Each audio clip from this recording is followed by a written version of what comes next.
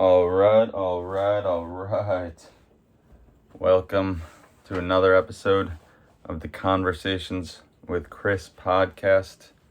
I believe this is episode 39, where we sought out at the beginning of the year to produce one a week.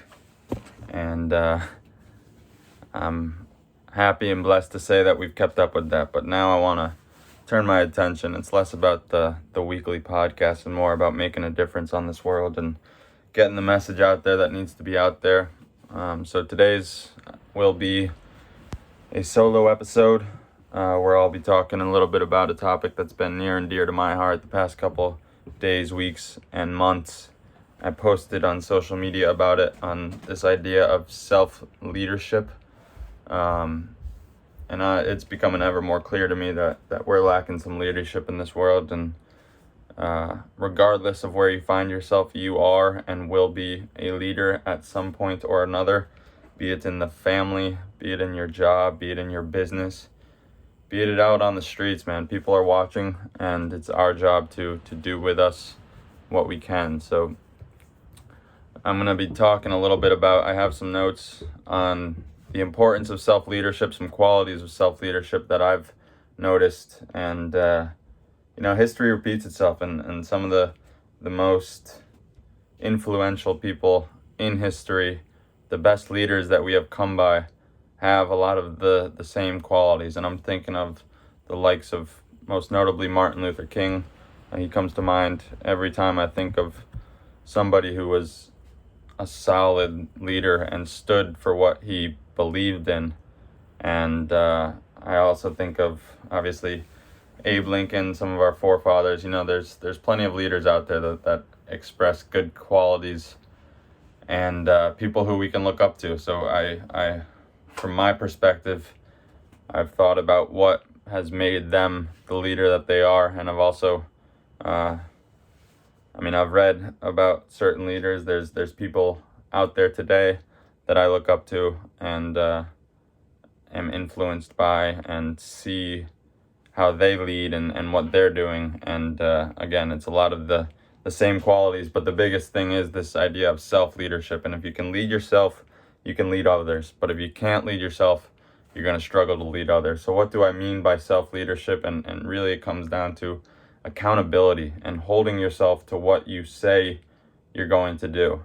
So if you say you're going to wake up at some time, you better wake up at that time. If you say you're going to work out, if you say you're going to implement this new diet, then you should be focused on holding yourself accountable and actually doing what you say you are going to do.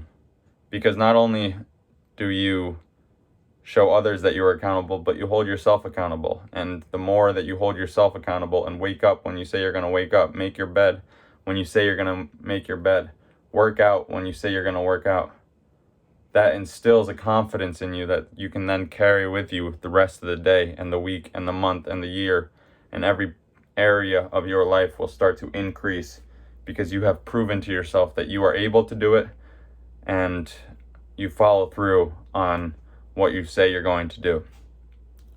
Now, there's going to be times where you make mistakes and life gets in the way, and you might fail to follow through on something that you said you did, or you might fall behind on a part of your job, or you might miss a workout, or you might fall off the tracks in your diet, or you might get a little too out of hand one weekend. And that's okay, but you need to have some grace, you need to have some humility, and you need to have the confidence and the courage to get back on track. I don't know who said it first, but there's this idea out there that never miss twice. Don't miss 2 days in a row, because then you fall into the habit of not doing what you say you're going to do. So if you are looking to implement a more positive habit into your life, start small, hold yourself accountable, and when you miss and when you make a mistake, give yourself some grace, but don't miss again. Get back on track. And don't, there's this idea out there of perfectionism. And to me, I see perfectionism as one of the greatest excuses And if you think that everything needs to be perfect, well, you're not going to amount to anything, because we're human beings and we are imperfect and there are going to be mistakes, and that's okay. So don't use perfectionism and this idea, well, it's not the right time, or I don't have the perfect workout routine, or I don't have the perfect plan, because your plans aren't going to be perfect. You're going to fall off of the plan and something else will come up, and that's good. Like it's okay to not be like, there's no one right way of doing things, and you're going to make mistakes, but at the same time, success leaves clues, and there are people out there, and people who in the past who have had massive impact, and they hold a lot of the same qualities. And for me, one of the biggest ones I see is discipline and accountability. And I like the word accountability more than I like the word discipline, because discipline can be like, it seems like a little, it seems almost strict. It seems a little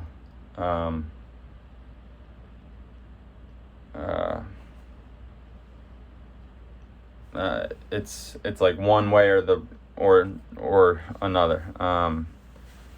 So I like the word accountability, and maybe that's because I come from an accounting background. But when you're accountable, you do what you say you're going to do, and that's first and foremost. That's the biggest thing on self-leadership. And I'm trying to think of where I want to go with this, and it's an interesting one, because for me it really comes down to the fact that we need more leaders, and more leaders who have our best interests in mind and don't lead out of fear, but lead out of what is good. And as far as I'm concerned, there's a lot of fear out there, and it stems from the fact that we don't know what to think, because we're being fed all of this information that isn't true. And there's so much information out there, but when you get down to the basics of being a good person and having a set of values that you can balance your life on, then you can match everything up against that set of values and start to make some calculations. But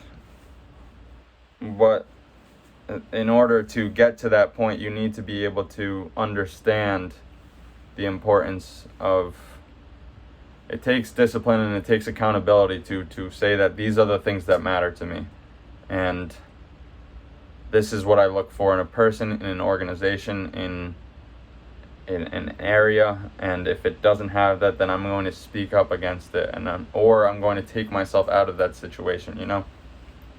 There's so much that we can blame out there, but really the one thing that we need to look to is ourselves. And because when I was preparing for this, one thing that came up was, in all of your successes and all of your failures and all of your joys and all of your sorrows, there is one thing in common, and that is yourself. So if you can take accountability for yourself for every aspect of your life, and yes, there's going to be external circumstances that come up that you can't control, but what you can control is how you respond to those circumstances. I have a note card right here. It says 10% obstacle, 90% how you respond. And when you look at some of the greatest people that have ever lived, they have faced the largest obstacles that we could ever imagine. We get so bogged down in what's going on in the day-to-day, and we think that some things we see some of the smallest things as insurmountable. We talk about what happened at at work today, or we talk about the problem in our relationship, or that we talk about the person on the street who gave us a dirty look. And when that's your biggest problem, well, that's a good thing. I think we've gotten pretty soft as a society, and we turn to other people to tell us how we think. And right now we're being told that we need to be afraid, and that we need to be cautious, and we need to consider others, which, considering others, yes, that is the most important thing. But how it's when we're told that, it starts to breed another message, and all of these ideas are being professed upon us, and then you go out and everybody's like, oh, consider your neighbor, wear a mask, because some people aren't fortunate enough to be healthy.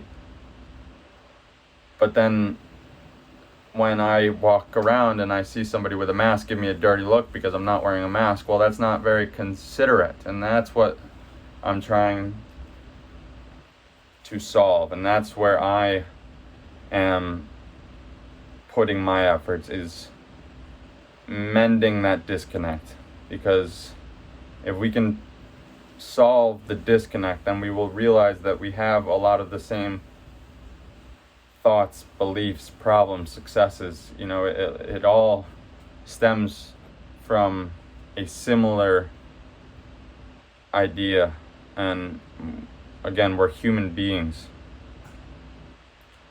And so, as human beings, we're imperfect, but we have similar problems. We have similar backgrounds, whether we realize it or not. Yes, some people are less fortunate and have grown up under different backgrounds than others, and I find myself in a very fortunate background, which I am very blessed and honored to say that I have been raised in a roof where my parents instilled incredible values in us. They taught us how to be a good person, how to clean up after ourselves, how to take responsibility for things in our life, how to understand that yeah, life's not fair, but we need to do what we can to be a good person. And for that, I am truly grateful. And that's why I feel like I need to go out there and do something, because while that's true, I also know what it's like to struggle, because there have been problems in my life that I was responsible for, and there still are. And that's just a part of being human, is that you're going to have problems and suffering and struggles. And when we start to realize this, we will start to realize that some of the struggles we have are not that big, but also some of the struggles we have need to be talked about, and it should be okay to talk about them. I'm talking struggles emotionally and mentally and physically, financially, spiritually. We need to be open to the fact that when you get down to the basics, a lot of our problems are the same. We're all looking for similar things. We all want to be loved.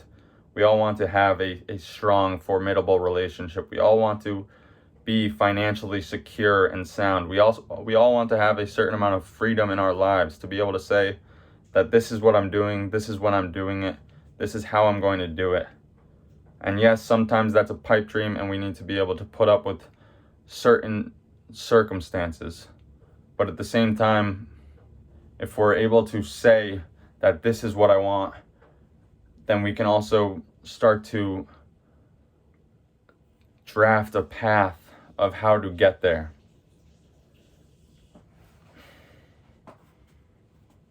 And I started this on leadership, and I'm bringing it back there, but I think it's interesting, because the biggest problem right now is that there are people in positions of power, who are telling us that these people have it right, these people have it wrong, when really we all have unique perspectives framed by our experiences and situations. And if we can start to understand that, then we will be more willing to hear other people out and why they believe what they believe, and then we can find a solution to their specific problem.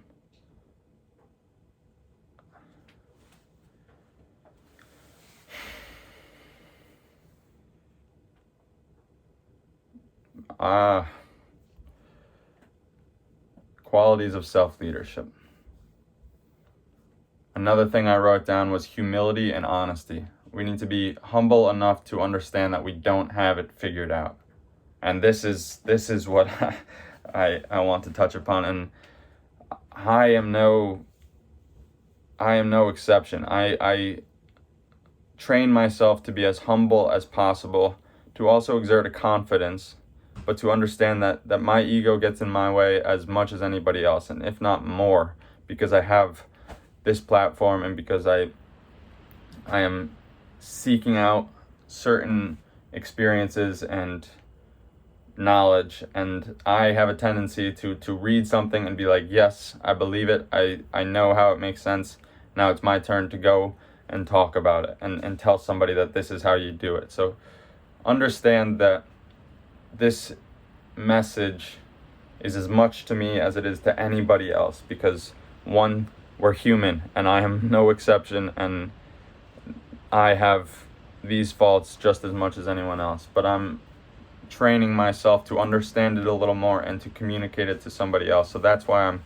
here today. So I'll bring it back to humility and honesty. You need to be honest with yourself. You need to be honest about some of the things that you do well and some of the things that you don't do well, some of the things that are right and some of the things that are wrong.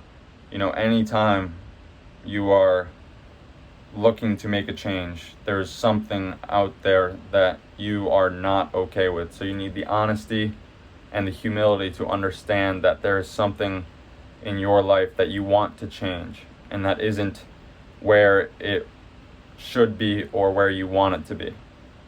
You need to be able to admit that, and that's a good thing. You also need to be able to admit that you're going to make mistakes, and when you make mistakes, it's okay. And man, I'll tell you, I had this thought up, and I was gonna say all these things, and it was gonna go perfectly, but this is a lot harder than I thought, and I'm being real, I'm being honest, and here we are. Qualities of self-leadership: honesty, humility. Another one I wrote down is patience. This is where I am striving to be better, training to be better. Change doesn't happen overnight. And right now, if you ask me, I mean, there's been a drastic amount of change over the last 2 years. And if you ask me, it's not always for the better. Because it depends on the way you look at it, and that's the good thing, is that we can always have a unique perspective. Yeah, it's good because some of us are reflecting on where we are in life, and we understand that some of the things that we do on the day-to-day basis are not what we're called to do or what we thought we would be doing.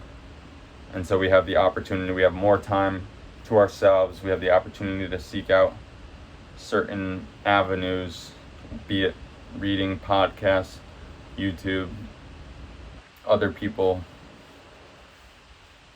But it's also, I feel like the change that has been instilled is starting to look like it's a more permanent change. And I mean, I hope I'm wrong. I very well could be, because nobody can predict the future, but it seems like what we thought was going to be a very small amount of time has turned into a much larger amount of time, and there are certain people out there that are looking to expand it even more, and they're going through whatever they can to do so. And that's really why I'm preaching this and talking about self-leadership, because there's leaders out there who do not have our best interests in mind. And for me, it's kind of scary, but I also know that I have the power to say no. I have the power to stand up for what I believe in, and I am looking to also empower others to do so. And I would love for other people, especially in the Boston and New England area, to reach out to me and to tell me that they feel a lot of the same ways, and let's get together and try to figure out how we can go about solving some of these problems, whether it's an individual problem or a large societal problem. I am here to help, and I want to solve them, because I see a lot of people out there just wandering and complaining about the current situation, and it upsets me, because we have this beautiful world, this beautiful life, and if we could just, one, realize that, but also start to notice that we can change more than we think we can change, then we can come together and start to develop a plan and ideas that will solve some of the problems we see. And for me, it starts with self-leadership, but I also know that has to translate into leadership of others, and I fully believe that everybody out there is a leader in some way or another. And I feel like I got a little off topic here, but it comes down to the fact that I feel like there's a lot of people out there that don't enjoy the current situation, and they're fed up with certain parts of what we have been told, and it stems a lot further than the current pandemic. I feel like we're in certain situations because we've been fed information that did not actually work out to the benefit that it was supposed to work out to. We were told to go to school, get this job, work there because it will provide, save this much, and do all these things, which is admirable, but it's also not where a lot of us want or are meant to be. And that's the change that I'm looking to instill.